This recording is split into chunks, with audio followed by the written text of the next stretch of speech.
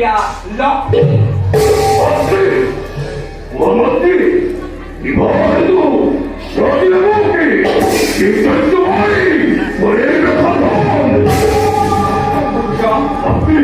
তোক স্বজন কৰাৰ উদ্দেশ্য মোৰ অতিকৈ মহান সৌন্দৰ্য অলপ দিনৰ পাছতে এই পৃথিৱীতে এক মহাপ্ৰলয়ৰ সৃষ্টি হ'ব মহাপ্ৰলয় চাৰিওফালে পানী কেৱল পানী থাকিব যদি কেবল পানি পানি হয় আমি কি আই থাকি কেনে পাই নয় নয়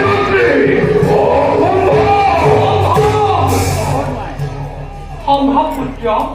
সকলোবোৰ সম্ভৱ মই তোক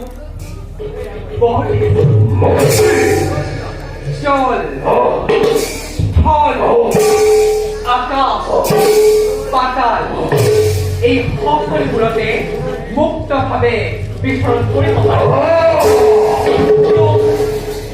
প্ৰভু বিষ্ণুৰ সুদৰ্শন